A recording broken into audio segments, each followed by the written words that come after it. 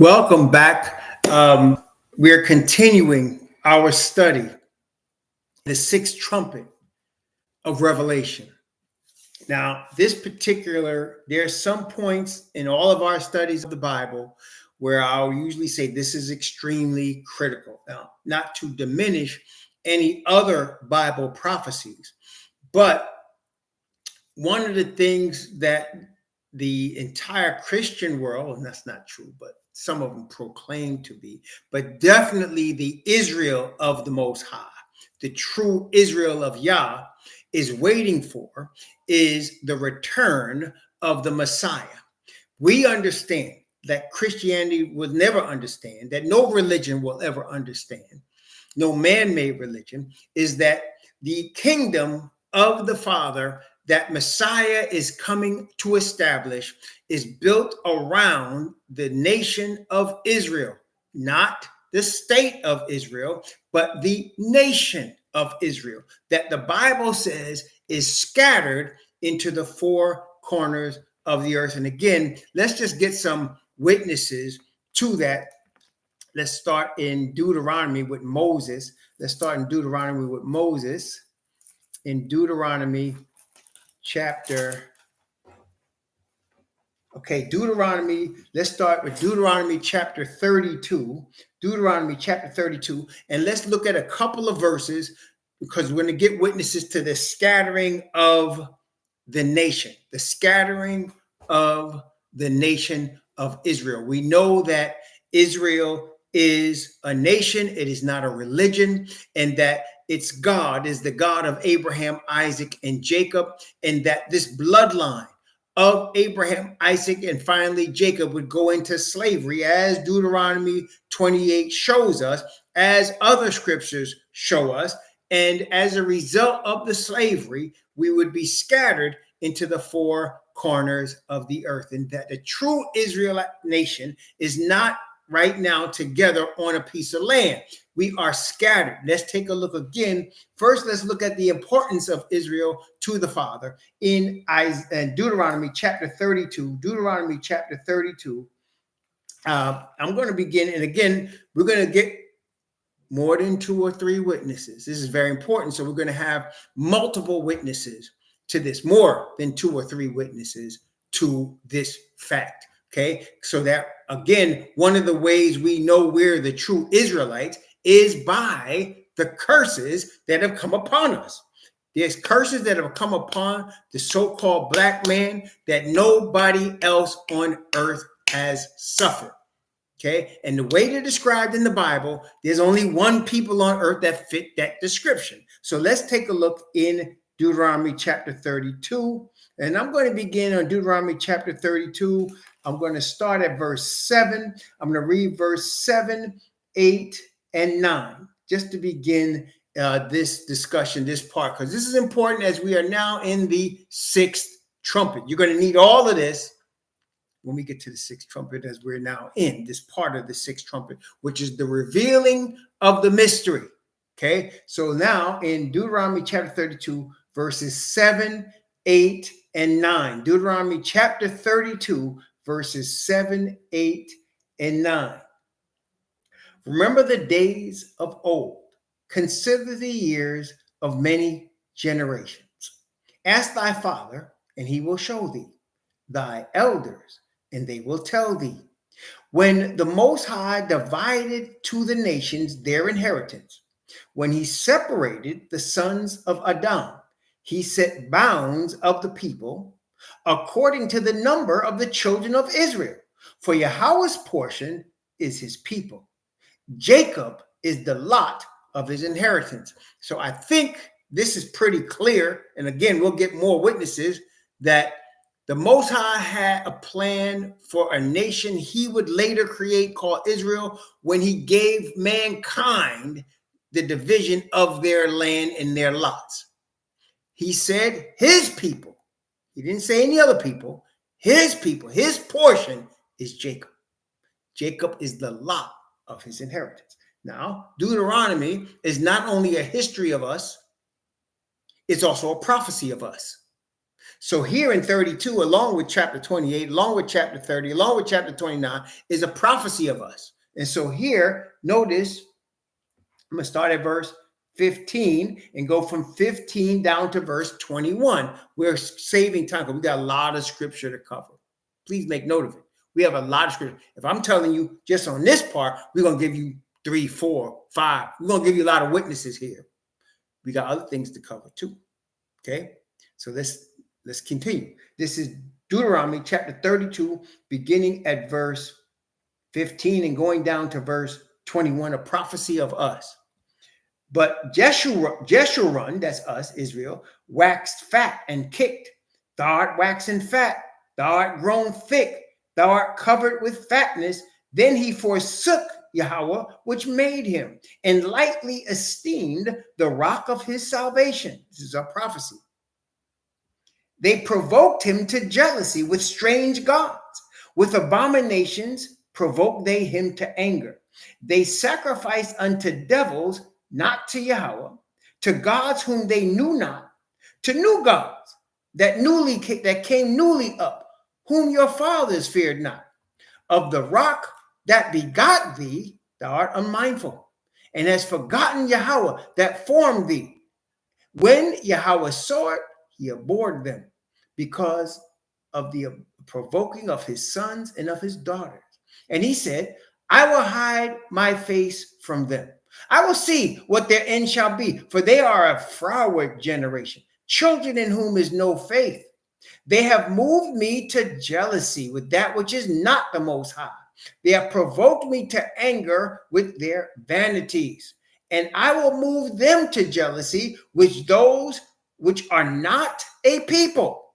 I will provoke them to anger with a foolish nation. So let's skip down to verse 26. I said, I would scatter them into corners. I will make the remembrance of them to cease from among men.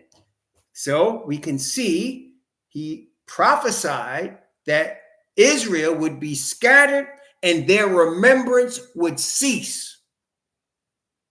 So you want to look for who the true Israelites today are? You should look for a scattered people, and the remembrance of who they are ceased. Okay? All right. All right. Let's go to, let's see. Oh, what's my next witness on this point? I'm going to go to the prophet Isaiah. Let's go to Isaiah. That's my second witness. Let's go to Isaiah, my second witness. Isaiah chapter 11, the second witness. Isaiah chapter 11, the second witness. And let's begin at verse 11 and go from verse 11 down to verse 12, the scattering of Israel. Isaiah chapter 11, verse 11 and 12. And it shall come to pass in that day that Yahweh shall set his hand again the second time to recover the remnant of his people, which shall be left from Assyria and from Egypt and from Pathros and from Cush and from Elam and from Shinar and from Amath and from the islands of the sea. And he shall set up an ensign for the nations and shall assemble the outcasts of Israel and gather together the dispersed of Judah from the four corners of the earth. Again, Judah was what? Dispersed into the four corners of the earth. Witness number 2. Witness number 1 said, I would scatter them among the nations and to make the remembrance of them to cease from among men. This one says, I'm going to gather together the outcasts that have from the four corners of the earth. Witness number 2. Witness number 3, the prophet Jeremiah. Witness number 3, the prophet Jeremiah. Prophet Jeremiah. Let's read prophet.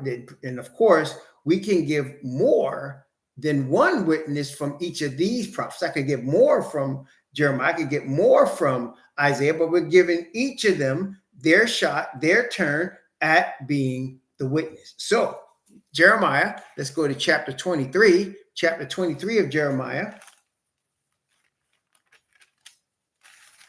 Chapter 23 of Jeremiah, chapter 23, and let's begin. Let me see. Well, do I want 23? There's other one. There's a few of them here. All right, hold on.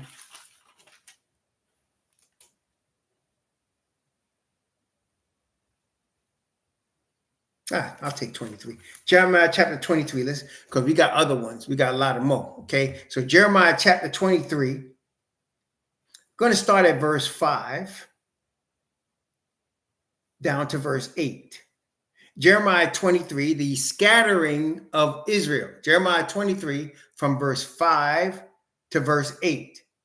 Behold, the days come, saith Yahweh, that I will raise unto David a righteous branch, and a king shall reign and prosper, and shall execute judgment and justice in the earth. In his days, Judah shall be saved, and Israel shall dwell safely. And this is his name whereby he shall be called, Yahweh, our righteousness. Behold, the days come, saith Yahweh, that they shall no more say, Yahweh liveth, which brought up the children of Israel out of the land of Egypt. But Yahweh liveth, which brought up and which led the seed of the house of Israel out of the north country, and from all countries whither I had driven them, and they shall dwell in their own land. So again, the prophecy is to bring together people that have been driven, scattered out, and dispersed throughout the whole earth. That's our third witness. Wait a minute. Ezekiel. And each one of these prophets have more than one witness. But we're just going with one for the sake of time, so each of them can testify their part. Okay, so now let's go to Ezekiel. Ezekiel chapter 20. Okay, and I can go to chapter 36, as you all know, but I'm going to go to I can go to chapter 37 also, as you all know. But let's look at Ezekiel chapter 20.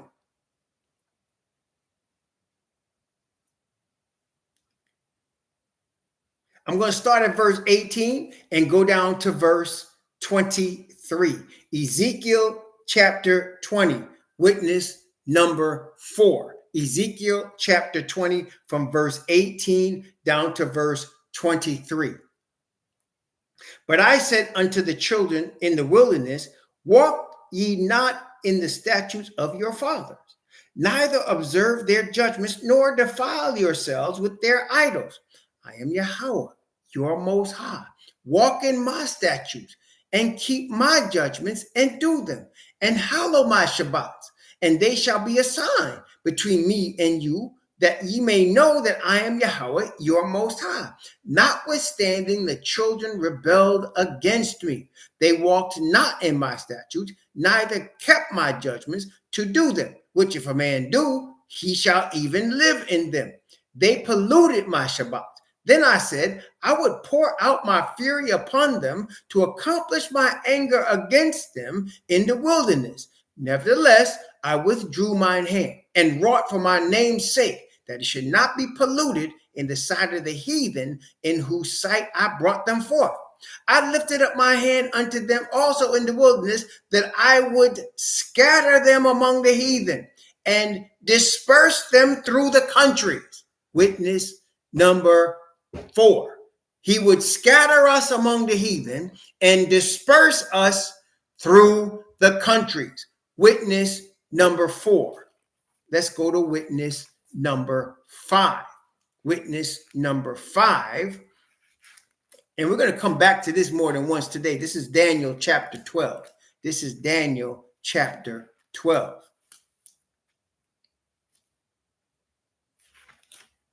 Verse 17. Daniel chapter 12. We're going to come back to Daniel. Verse 7. Daniel chapter 12. There's no 17 in chapter 12. Daniel chapter 12, verse 7. Excuse me.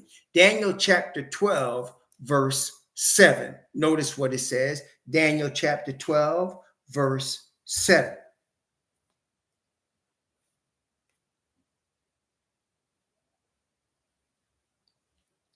And I heard the man, we're going to go into this in great detail today. Don't worry about it, but watch the scattering. And I heard the man clothed in linen, which was upon the waters of the river, when he had held up his right hand and his left hand unto heaven, and swear by him that liveth forever, that it shall be for a time, times, and in half, when he shall have accomplished to scatter the power of the holy people, all these things shall be finished. So there's a scattering that has to be accomplished. Witness number 5. Are y'all getting the pictures? And anybody that hadn't seen this before? See, there, when I was in the Christian church, they used to read part of these things and not read the whole thing because they wanted to justify their false religion. But when you read the whole thing in its contents, you start to see a clearer picture, and you can see all the prophets agree. Okay? Let's see.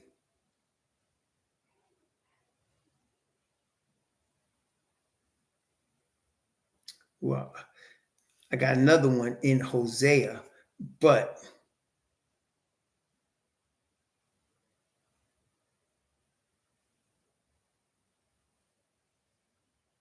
wait a minute. No, I'm not going to use that one. I'm not going to use that one. I'm not going to use that one. Wait a minute.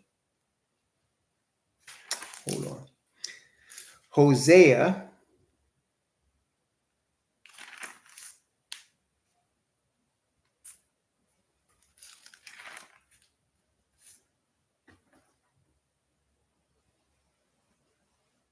Oh, man. How many do I got? 5, right? 5 so far. I'm going to have some more. Hold on. I just want to see if I want to use Hosea also, because Hosea alludes to it, but I want the word scattered or dispersed in there. That way we have no doubt. You understand? We have no doubt. Let's, wait a minute.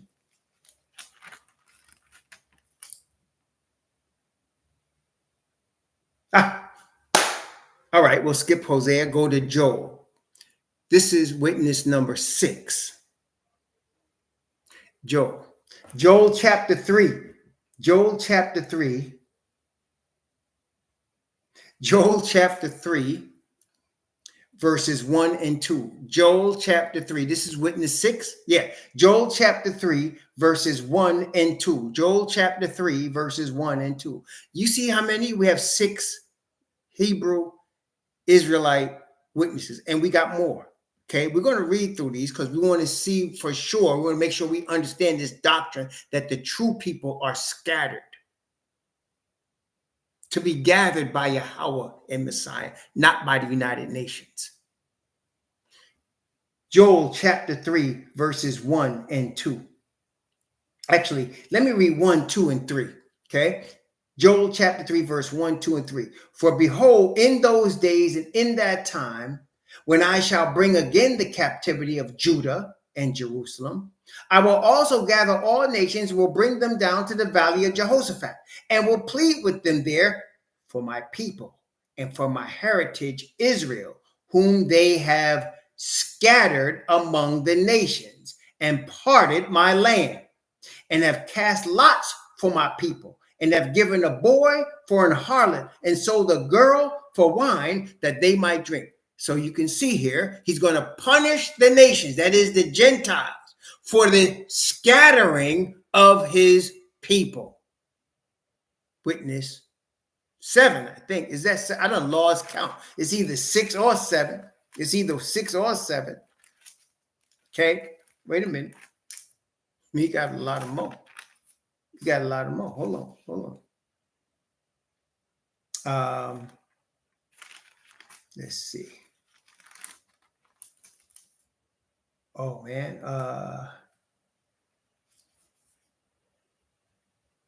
I'm thinking of Zephaniah, but I'm saving that one. I got Zephaniah, but I was trying to save that one.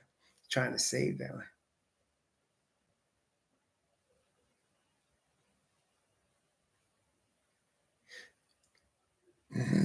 I know. I'm going to go to Zephaniah. I have 7 already, right? Let's go to Zephaniah. Let's go to Zephaniah chapter 3. Zephaniah chapter 3. Zephaniah chapter 3. Yes, Zephaniah chapter 3. I'm going to begin. Start at verse 8. Start at verse 8 and go down to verse 13. Zephaniah, this is witness 7 or 8. I done lost count. That's how many there are. Huh? I done lost count. I mean, y'all all bear witness, right? I done lost count. Zephaniah chapter 3, from verse 8 to verse 13.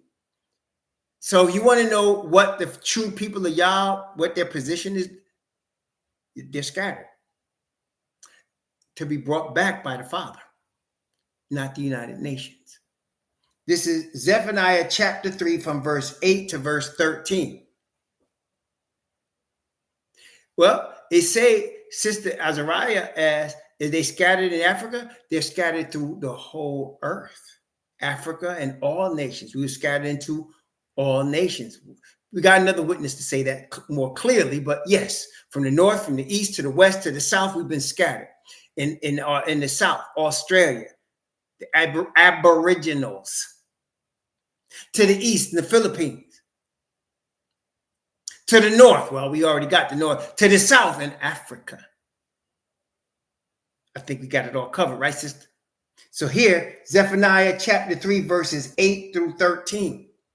Zephaniah chapter 3, verses 8 through 13. And y'all coming up with your own verses because you know we got more than 1, 2, 3. This is like 7 or 8 witnesses right here.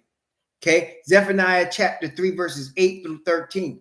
Therefore, wait ye upon me, saith Yahweh, until the day that I rise up to the prey. Again, we've seen several of these witnesses testify not only to our scattering and being dispersed, but to Yahweh gathering us.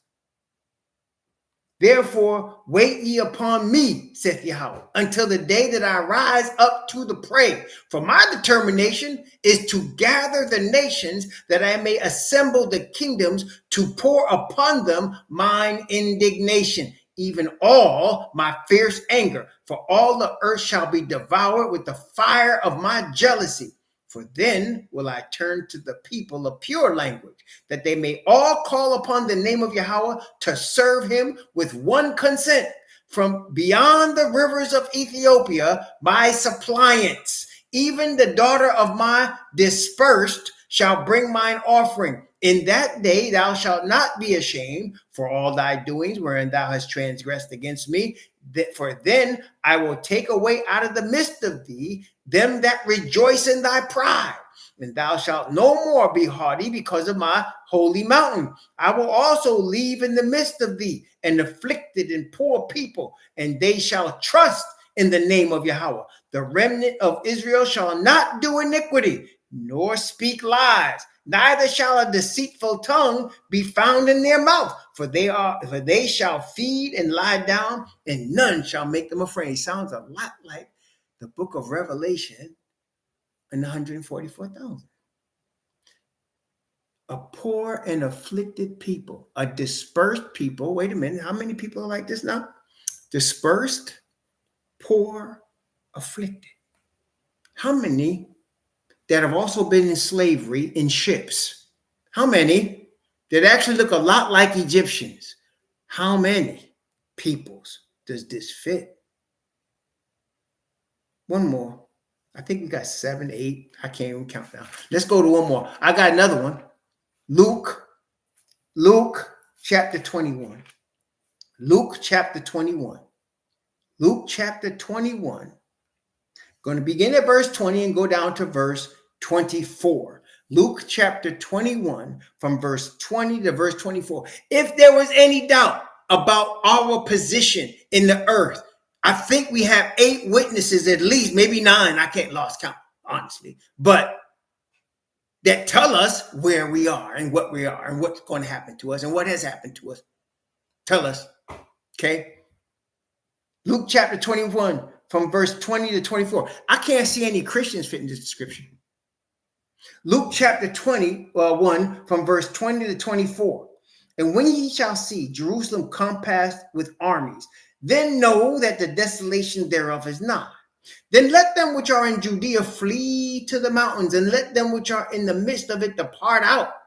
Let not them that are in the countries enter therein too. For these be days of vengeance, that all things which are written may be fulfilled. But woe unto them that are with child, and to them that give suck in those days. For there shall be great distress in the land, and wrath upon this people. That's us. And they shall fall by the edge of the sword, and shall be led away captive into all nations. And Jerusalem shall be trodden down of the Gentiles until the times of the Gentiles be fulfilled. So you understand now. Y'all's people are scattered. Scattered. Okay? Until the times of the Gentiles be fulfilled. The awakening of the Israelites is the fulfilling. I think, let me put it this way. Can we agree that the times of the Gentiles are fulfilled with the establishment of the Messianic kingdom? Do we understand that? Testing 1, 2, 3. That the times of the Gentiles are fulfilled in the establishment of the Messianic kingdom of the Messiah of Israel. Do you understand that that means their time is over and that we're coming up to that time right now? This is where we are in preparation. Okay.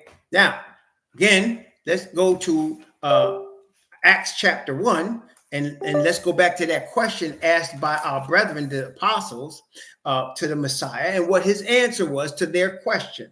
This is Acts chapter 1 from verse 6 to verse 8. Acts chapter 1 from verse 6 to verse 8.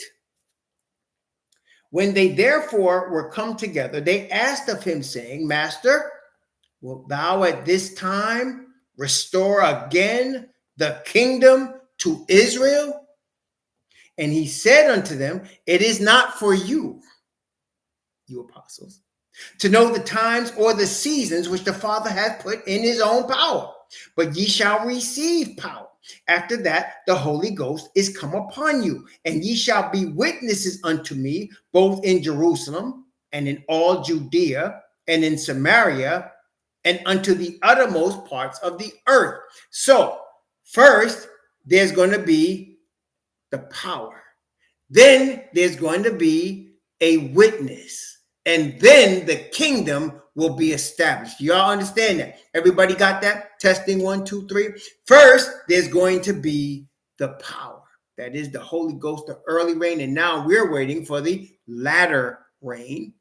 And then there's going to be the witness. That is us with the power of the Father's Spirit upon us, bearing witness to the kingdom, bearing witness to the kingdom of Messiah, bearing witness to the Father's righteousness, which is called the gospel.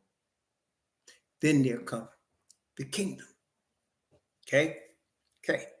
Now, I can give you a lot more, but for now, that's a lot of information. We got other stuff we got to discuss. So let's go. Now, first of all, before we do that, let me go back for a second. Mark chapter 13. Mark chapter 13. Yeah, we need this part too. Mark chapter 13. Talking about the return of the Messiah. Mark chapter 13. Notice what it says.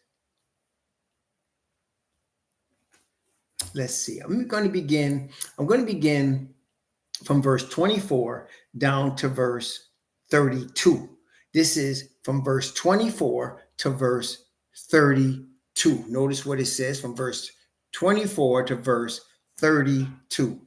But in those days after that tribulation, the sun shall be darkened, and the moon shall not give her light. Now, we also understand that that means not just a physical thing, but it means what? Spiritual darkness, right? We've seen that from Revelation. So when he talks about this, he's talking about a time of a spiritual darkness, where people are blinded. And why? Because we would have been scattered and a remembrance of us would have ceased. And we would be taken unto the gods of wood and stone, right? Y'all understand that? So that's why he said, the moon shall not give her light, and the stars of heaven shall fall, and the powers that are in heaven shall be shaken. Then shall they see the Son of Man coming in the clouds with great power and glory. Then shall he send his angels and shall gather together his elect from the four winds, from the uttermost part of the earth to the uttermost part of heaven. Now learn a parable of the fig tree. When her branch is yet tender and putteth forth leaves, ye know that the summer is near. So ye in like manner, when ye shall see these things come to pass, know that it is nigh, even at the doors. Verily I say unto you, that this generation shall not pass till all these things be fulfilled. Now, when they say generation, a lot of fools talk about, well, all these things have been already happened, so it's not happening now. Generation means age. And we are living in what age right now? The age of Babylon. The system that was and is not and yet is. You have to read your Bible to understand that. But these fools, these New Testament Christians, that's already been fulfilled. Let's keep reading. Verse 31. Heaven and earth shall pass away, but my words shall not pass away. Now, verse 32. Of that day and of that hour knoweth no man. No, not the angels which are in heaven, neither the Son, but the Father. And many Christians are still pushing this stuff today. No man knows the day and the hour. They didn't then. But again, before we show you the scriptures, let's ask a logical question.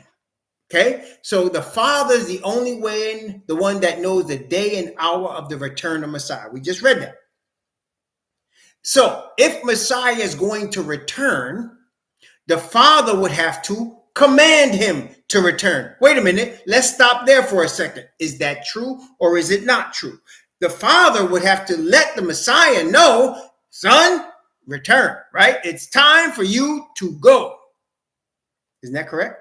That would have to happen. All right. Did not Messiah say to his disciples, everything that the Father reveals to me, I will reveal to you because you are my friends? Isn't that what he said? Everything that the Father has revealed to me, I will reveal to you. So even though at that time no man knew the day or the hour, there would come a time, just based logically, there would come a time when the Father would reveal to the Messiah and the Messiah would reveal to his people. And we know his people are the Israelites, the Hebrew Israelites. So he would reveal to his people what the Father has revealed to him. Well, then, let's look at now what we know, Revelation chapter 1. Revelation chapter 1. We're going to get some more witnesses to this. Revelation chapter 1, the first verse tells us that revelation is given for the purpose of revealing to us something that is shortly coming to pass. Okay, Revelation chapter 1 and verse 1.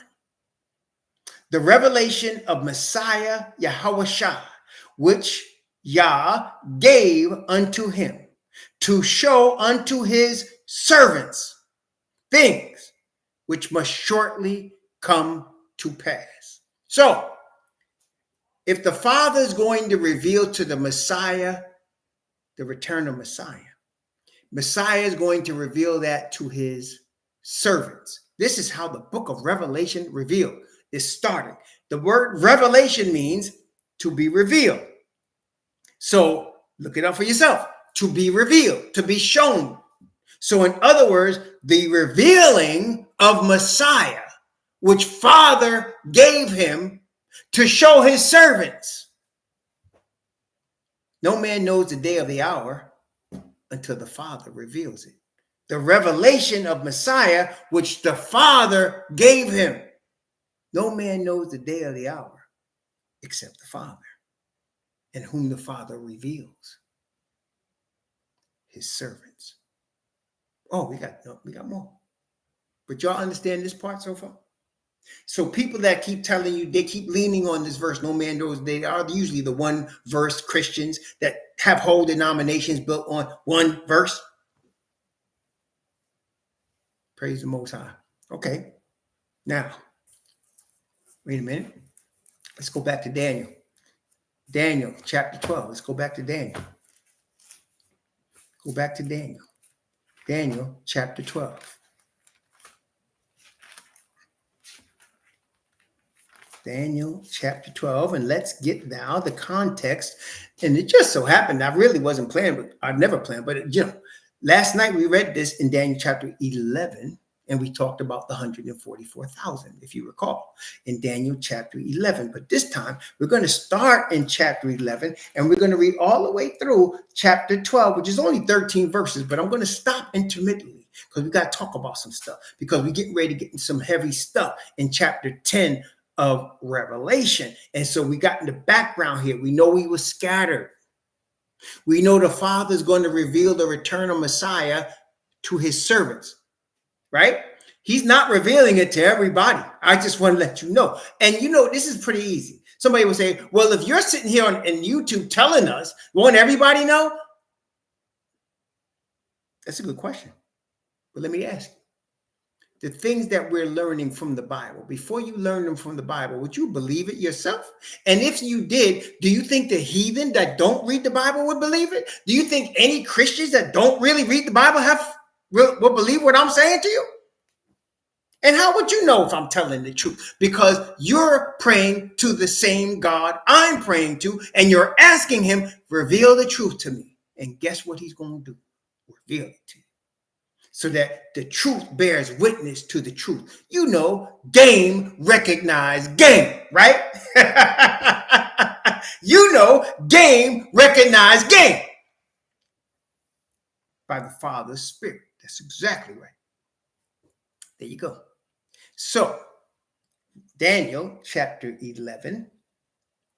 Daniel chapter 11 from verse 44. Let's read 44 and 45, talking about the Pope, the papacy, the power of the whore.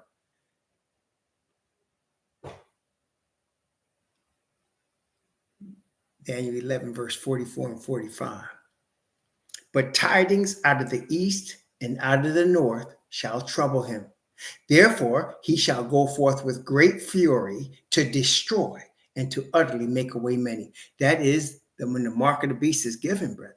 The mark of the beast is given as a result of the awakening of the 144,000. Because what? Satan knows he got to do something. And so that's when they start to say, whosoever would not have the image of the beast or the number of his name cannot buy or sell. And if you don't worship the image of the beast, you should be killed. Okay. Tidings out of the east and out of the north shall trouble him. That is the power of the Father's latter rain spirit on the 144,000, bringing a message that's meant to reach his chosen ones that are still in Babylon, in Laodicea, before the silence.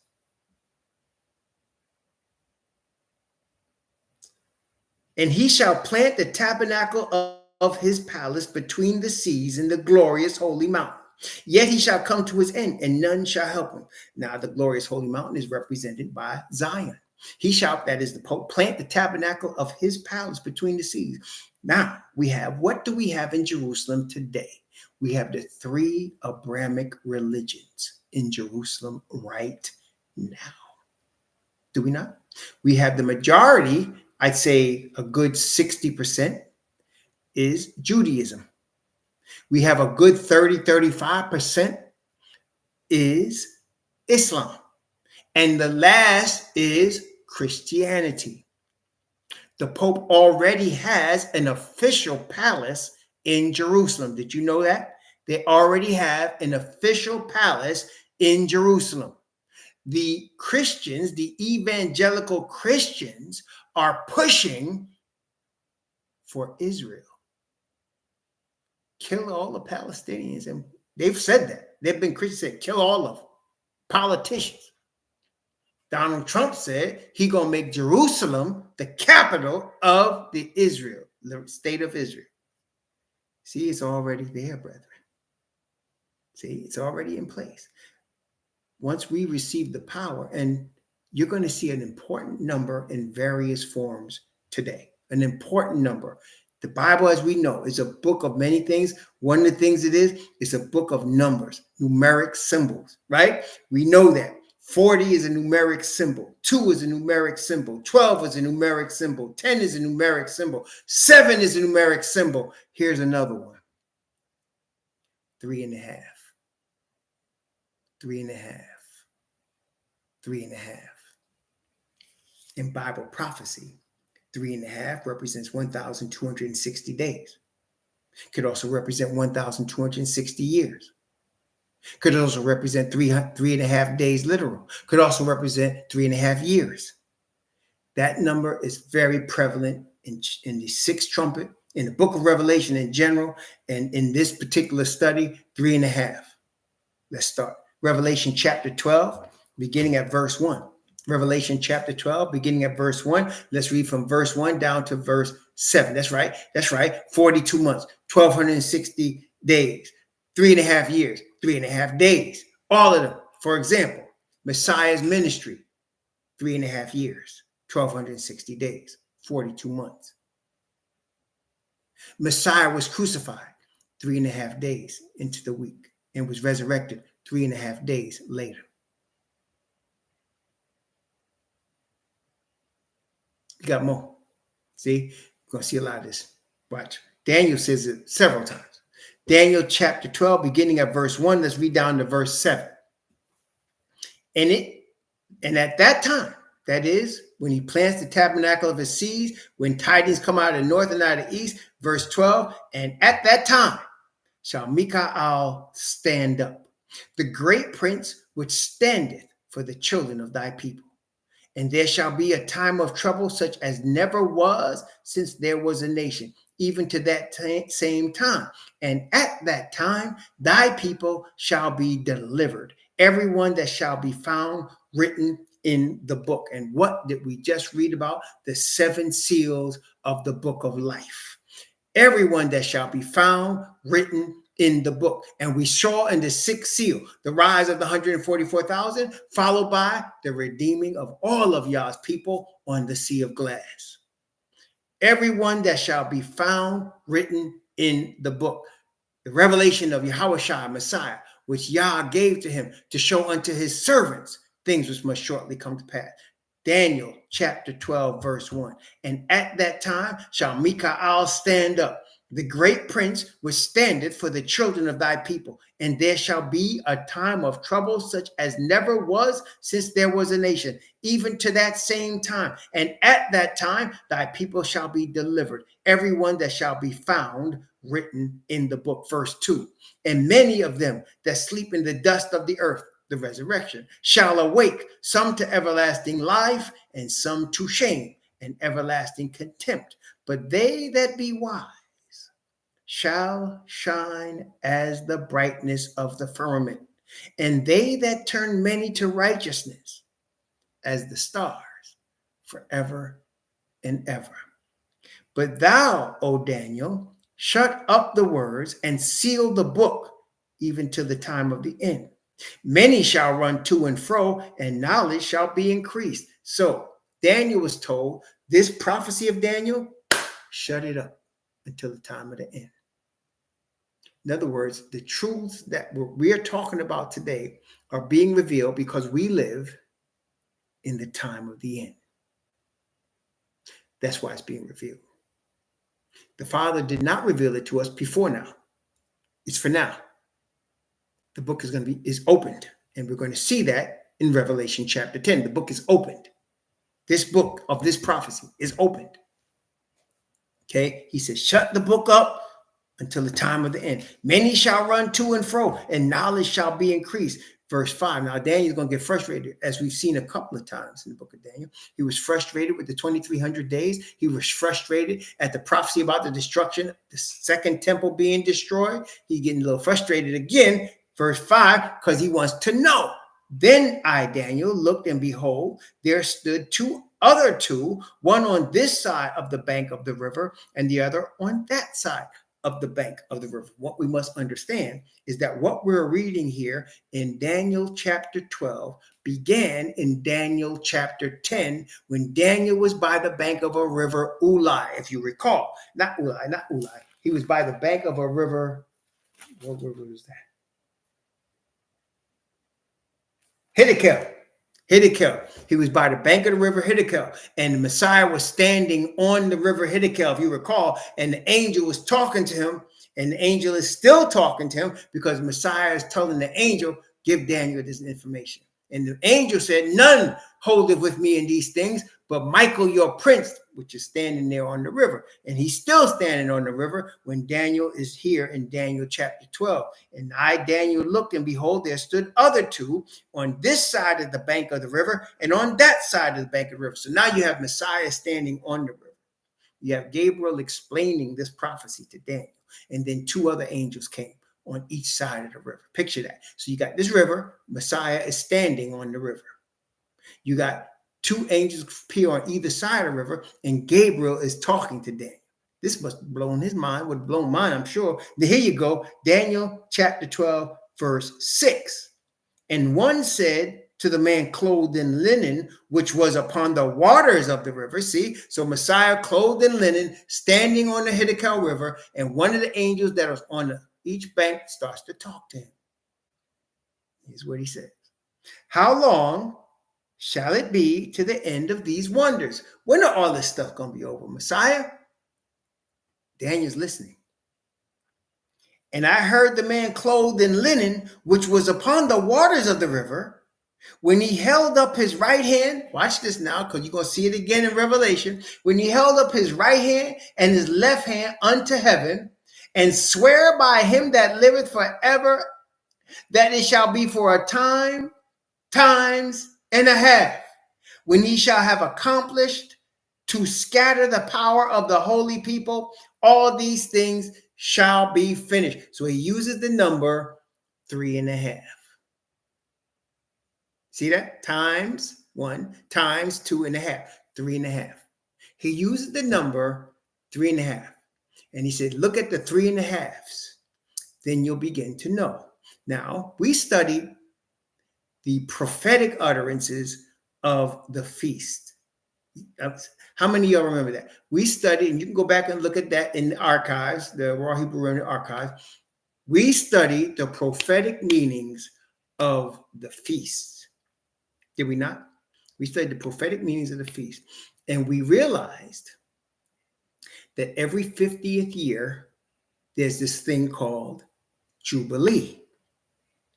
And the day of Jubilee takes place on the exact same day as the Day of Atonement.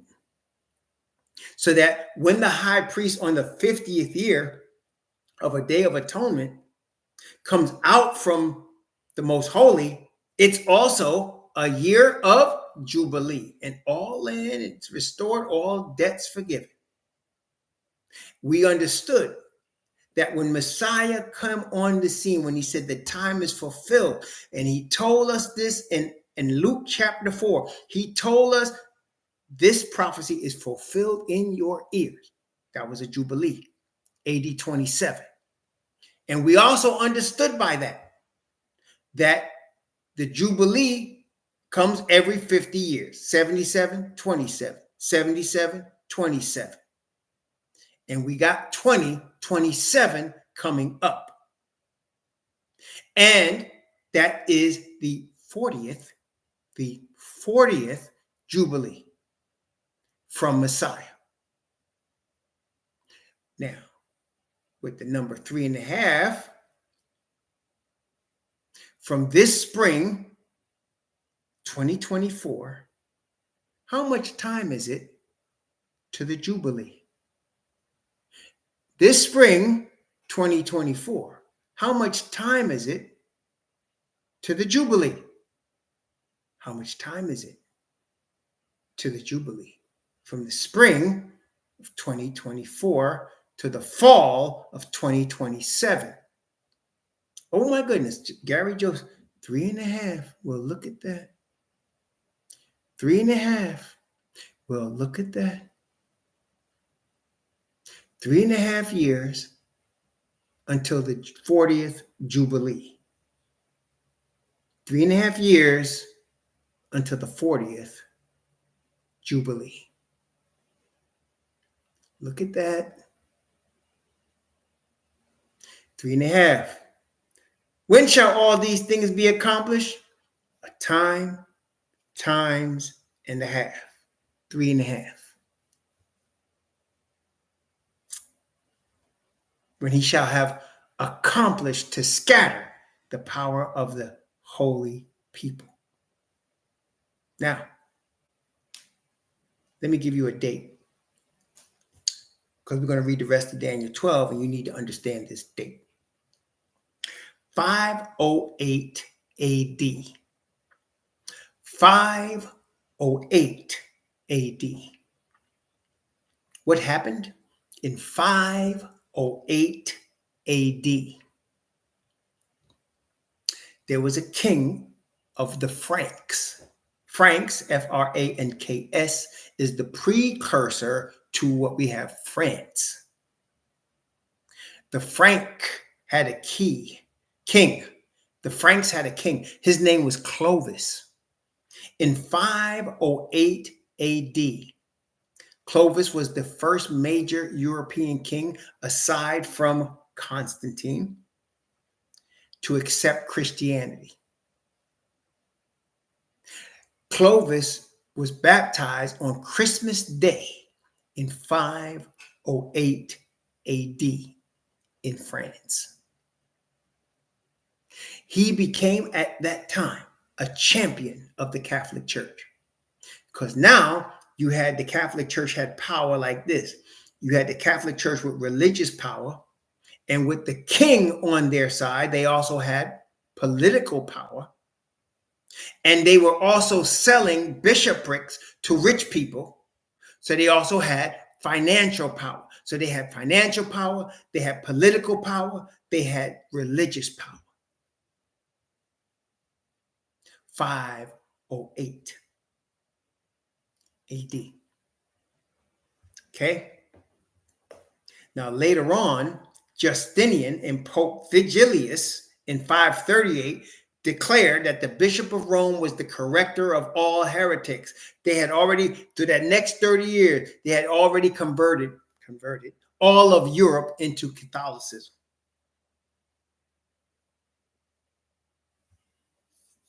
Okay.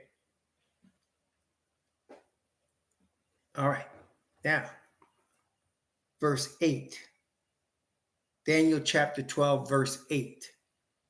And I heard, but I understood not. Then said I, O my master, what shall be the end of these things? So Daniel didn't get it, and he wasn't supposed to get it. That was for us to get, as you'll see in a moment. But Daniel didn't get it. That's why the angel said, close up the book and seal it until the time of the end. Daniel, you're not going to understand this, which must have frustrated him to no end. Verse 9. So in other words, everything we're reading that Daniel wrote was not for Daniel to understand. It was for us to understand. Okay. Verse 9. And he said, go thy way, Daniel, for the words are closed up and sealed to the time of the end. Many shall be purified and made white and tried, but the wicked shall do wickedly, and none of the wicked shall understand, but the wise shall understand.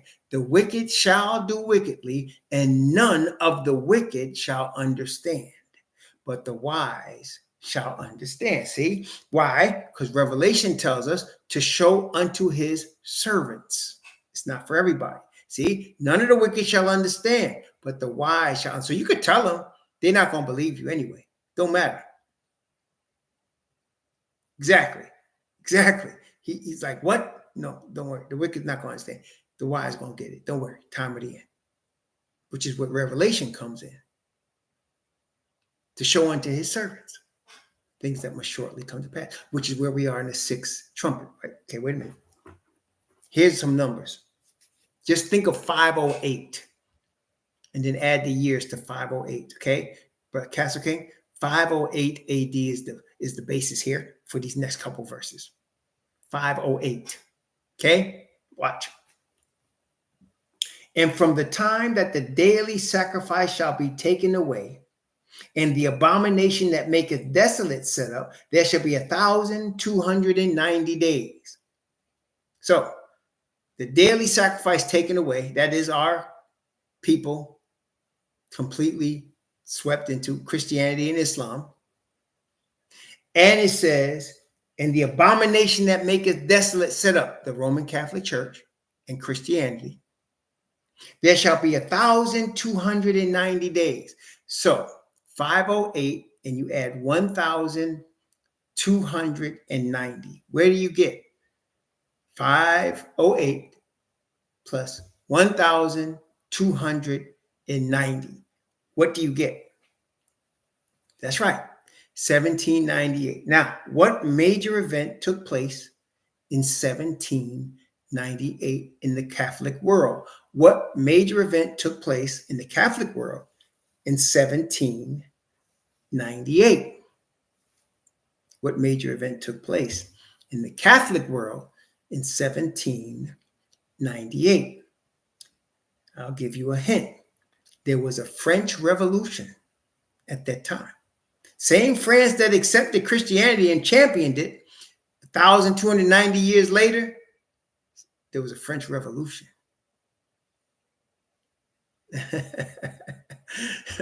The French Revolution, that's right. The Pope sent his general Berthier, and Berthier literally took the Pope off his throne in the Vatican, put him in jail, literally. 1798. That was the deadly wound that the Bible talks about. Berthier took him off his throne, 1798, put him in jail. They reinstituted the Pope about 10 years later. Why? Well, the Pope, the reason that most believe this happened, aside from the prophetic utterance here, was that the Pope had put a papal bull to disband the Jesuit order. The Pope had put out, that's the most powerful order a Pope can give, called a papal bull. He put out a papal bull to disband the Jesuit order. Just so happened, they put him back on his throne when he put another guy there, when he put out a papal bull saying the Jesuit order is not disbanded. So then they put him back on his throne. Okay. Now, wait a minute. Let's start again. 508. You ready? Verse 12. Ready? 508 AD. Let's add verse 12 to it. Watch this. Blessed is he that waiteth and cometh to the 1,305 and 30 days. Sounds like a lot, huh? So when you get 1,335 and you add it to 508, where do you end up when you add 1,335 to 508? And he said, there's a blessing of those that wait and come after that time. What is that, brethren? 508 to 1,335. What happens there, brethren? What number is that? When you add 508 and you add 1,335 to it, this is 1,305 and 30 days. That's right. You end up, guess where you end up? 1843. Blessed is he that waiteth and cometh to 1843. Blessed is he that waiteth and cometh to 1843. Hold the winds until we have sealed the servants in their foreheads. Started in 1843, finished in 1844. Hold the winds till we have sealed the servants. Blessed is he that waiteth and cometh into 1843. That's us, brethren. That's us. Okay. But verse 13, but go thou thy way to the NB, for thou shalt rest and stand in thy lot at the end of the day. So Daniel is told, go rest. Daniel, you're going to be put to rest. You're going to die. but you'll stand in your place with your people at the end of the days, where we are. Now, remember this imagery as we go now to Revelation chapter 10. Revelation chapter 10, and you're going to see a lot of similarities here. Revelation chapter 10. Revelation chapter 10. Are you ready? You're going to see a lot of similarities from what you just saw in Daniel chapter 12, which makes sense because in the mouth of 2 or 3 witnesses, right? So here you go, Revelation chapter 10, beginning at verse 1. Are you ready? Let's read verse 1 and 2. Revelation chapter 10, this is the 6th trumpet, verse 1 and 2. And I saw another mighty angel come down from heaven, clothed with a cloud, and a rainbow was upon his head. Question: who in the Bible that we read about has a rainbow upon their head? Who in the Bible that we read about coming in cloud and has rainbow? Who has the rainbow in their head? Didn't we read that the Father has a rainbow above his throne, above his head? A rainbow, the Father, right? This one is not the Father. So who is it that looks like the Father coming down here with a cloud and has a rainbow on his head? Who is that? And I saw another mighty angel or messenger come down from heaven, clothed with a cloud, and a rainbow was upon his head, and his face was as it were the sun, and his feet as pillars of fire. And he had in his hand a little book. And he set his right foot upon the earth and his left on the sea, and his left foot upon the earth. So he had a little book in his hand. What do you think that was? A little book. Wasn't the book of the life with the 7 seals. He had a little book in his hand. What book was that? It was this, that's right, it was the book of Daniel. It was now time for it to be revealed. Y'all understand? He said, close up the words and seal the book until the time of the end. Well, now in the 6th trumpet, we're getting revealed. That makes sense, y'all? So he's got this little book in his hand. Verse 3. Watch verse 3. Ready? And he cried with a loud voice as when a lion roareth. And when he had cried, 7 thunders uttered their voices. Okay, you got 2 voices here. What you got? You got the voice of the lion that roared. And you also have 7 thunders. So what do you got here? You got the Messiah with a little book. He's crying out something. And then the Father, 7 thunders uttered their voices. 7. So the Father said something. Messiah came with a little book, and then the Father said something. That makes sense, y'all? So the Messiah came with the book of Daniel, and he yelled, and Messiah yelled, and the Father said something. Watch what the Bible says about what the Father said. Revelation chapter 10, verse 4. Notice what it says. And when the 7 thunders had uttered their voices, I was about to write. He was about to write what he heard.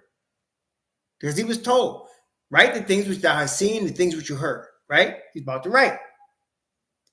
And I heard a voice from heaven saying unto me, seal up those things which the 7 thunders uttered and write them not. Don't write that down, he said. Don't write that, what you just heard. Don't write that down. Why? Why?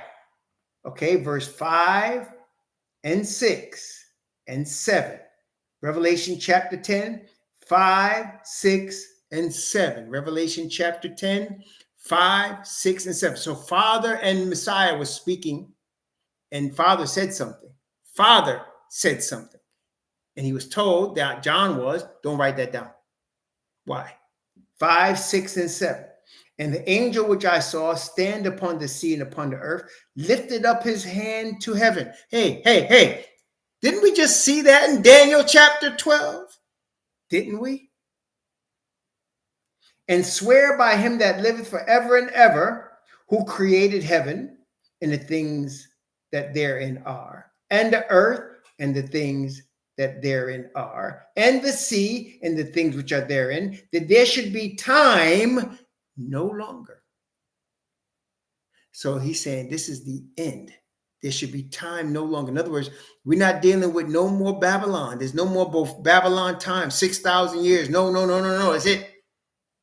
But notice, but in the days of the voice of the seventh angel, when he shall begin to sound, the mystery of Yahweh should be finished as he hath declared to his servants the prophets. So, what mystery is it that only the Father knows, that then he reveals to the Messiah, and Messiah reveals to his servants? What mystery is that? That only the Father knows, that he's revealing to Messiah, and Messiah is revealing in the sixth trumpet to his servants, the return of Messiah. So now the book of Daniel is going to be opened, and the return of Messiah is going to be revealed to the servants in the sixth trumpet, in the sixth church, in the sixth seal. Y'all got me so far? Y'all got me so far? This is very important, brethren. This is very important. And again, we're talking about stuff right now that I'm telling you, not more than 1% of the whole world understands what we just studied. Not more than 1%. I'm going to tell you that. And I'm probably overestimating. It's much less than that even. Maybe 1/10 of 1% understand what we just studied and what we just found out. Okay? That's right. And this is exactly right. Ikaya is very understand that, because it's being revealed to us, because here we're the people that they're talking about. We're at the time of the end. We're the people that are getting these things revealed to us. It's us. That's right. It's us. Praise the Most High. Okay. Now, the little book. Now, you recall, I'm not going to go there now because we passed an hour now. I just want to give you this. You recall studying Ezekiel, where Ezekiel was told to take a book and eat it. You remember that? That the angel gave him a book and said, eat the book. And it was sweet like honey into his mouth. Y'all remember that part? And what was the book? The book had tidings of prophecies and woe and hell and all this, because it was the word. He was eating the word that he was going to speak on behalf of the Father, right? Ezekiel was told, eat this book, and I'm going to give you my words, and you're going to speak my words. Well, that's what it means. You're eating the word, and when you eat the word, the Father calls you to speak his word. Well, here we are again in Revelation chapter 10. Watch this. Revelation chapter 10, the sixth trumpet. Revelation chapter 10, beginning at let me read verse 7 again. Read verse 7 and down to verse 11. This is Revelation chapter 10 from verse 7 to 11. But in the days of the voice of the seventh angel, when he shall begin to sound, the mystery of Yahweh should be finished, as he hath declared to his servants the prophets. And the voice which I heard from heaven spake unto me again and said, go and take the little book which is open in the hand of the angel which standeth upon the sea and upon the earth. And I went unto the angel and said unto him, give me the little book. And he said unto me, take it and eat it up. And it shall make thy belly bitter, but it shall make thy mouth sweet as honey. It shall be in thy mouth sweet as honey. And I took the little book out of the angel's hand and ate it up. And it was in my mouth sweet as honey. But as soon as I had eaten it, my belly was bitter. And he said unto me, thou must prophesy again before many peoples and nations and tongues and kings. So it was a book of prophecy. We know the book of Daniel. It was given to John in the sixth trumpet. And it was a book that represented prophecy, that he was going to represent that prophecy all over the earth. In other words, what we are calling the awakening. See, so it's the awakening. And what he say? He said he has revealed the time to his servants, the prophets. What prophets? Moses, right? Because Moses told us the feasts.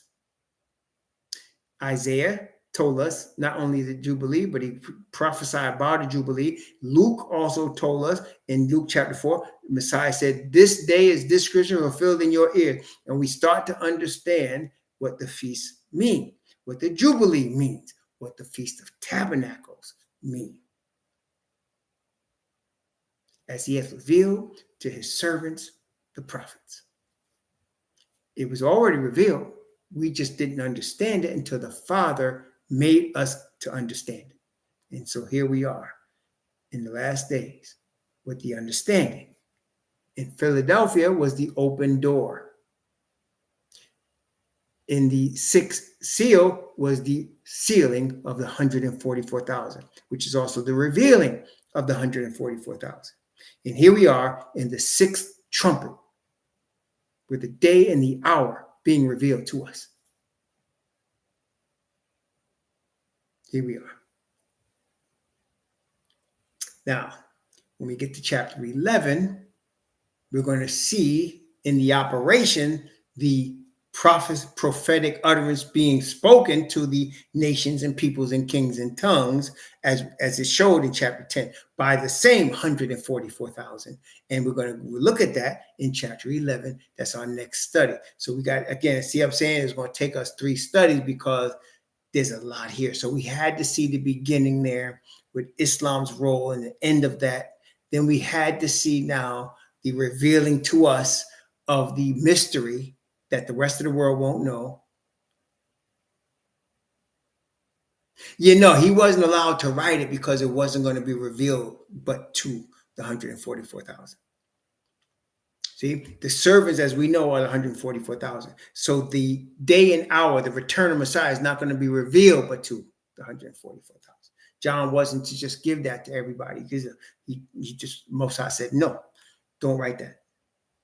But then he said, he followed up and he said, but in the days of the voice of the seventh angel, when he shall begin to sound, the mystery should be finished as he declared to his servants, the prophets, his servants, the prophets, right? 144,000. So as he's revealed to us, we declare. And as we said, the Philadelphia church declares and calls Laodicea, and the people will be leaving Laodicea before the 7th trumpet. That makes sense, y'all? So the people are going to be calling Laodicea. And then, of course, as the people make the call, 144,000 make their prophetic call by the power of the Father's latter rain spirit, and we're standing on the sea of glass, everything on earth looks in heaven as silence. The heavens are silent. The calm before the storm. Y'all got, see, it's slow. We said, praise the Most High. It's coming together, y'all. It's coming together nicely. Praise the Most High. And so we are here, man. This is us. You're looking at yourself. Isn't that amazing? You are looking at yourself right here. That's right. It wasn't meant for John's age or era to understand. It's only revealed to the 144,000. Things that should shortly come to pass. Notice he told John, this revelation is for his servants, things that should come to pass. But it wasn't John, because John himself was not going to live at that time. He's not here. Okay? John himself, it was for us, the future, the people of the future, the children. Remember what Gabriel told Daniel? The children of thy people, Daniel. He said, this is for the children of thy people. Moses said, it's not just for us standing here, but for those who are to come. That's us. We are the children. Here we are, according to the Father's word, awakening and getting the truth of prophecy. Praise the Most High. So that we are prepared. That's what this is about. It's not just about the knowledge for this knowledge's sake. It's for knowledge for us to be prepared. Understand what we're going through. Understand why we are being tried. Understand how we overcome all of that rage. How understanding where we stand in these last days. Why are we scattered? Why are we the poor ones? Why are we the attacked ones? Why are we the hated ones? Now we know. And in understanding, we have a knowledge of self. Very powerful knowledge of self. Okay, very powerful knowledge of self. Okay, praise the Most High. So we'll do chapter 11 by the grace of the Father next Friday. May the Most High bless you and keep you and cause his face to shine upon you and be gracious unto you. May he lift up his countenance upon you and give you peace. Now, I may not, in fact, I'm not going to be on next Wednesday. Next Wednesday, I'm going to be in New York. That's the plan anyway. I'm going to be in New York next Wednesday. So I won't be doing the Bible study Wednesday night. I'll be in New York next Wednesday. Okay. And those of you that know, we're going to be at 83rd Street and Amsterdam Avenue at 2 o'clock on Wednesday. 83rd Street, Amsterdam Avenue, Flor de Mayo is the name of the Peruvian chicken place. Flor de Mayo, 83rd Street and Amsterdam Avenue, this coming Wednesday. That's where we're scheduled to be. I'm going to be there with my cousins. I got 3 cousins that's supposed to meet me there. And it's interesting. I got cousin from my mother's side, cousin from my father's side, and a cousin from my wife's side.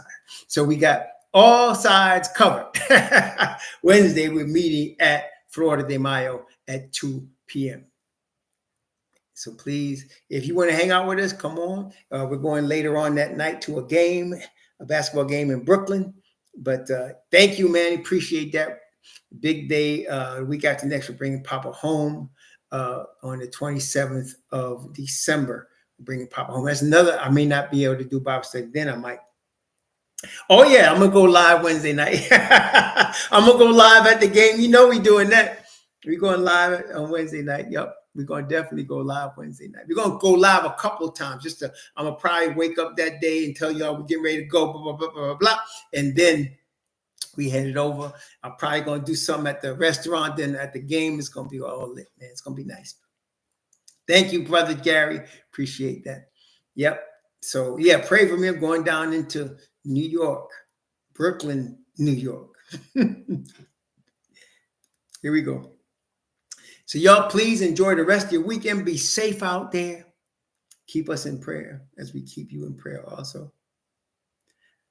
Yeah, Brother Superstar. Yeah, 83rd in Amsterdam in Manhattan, West Side. It's called Flor de Mayo, 83rd Street and Amsterdam Avenue in Manhattan. Once you get that, you'll get there. Look forward to seeing you. Please enjoy. Shalom.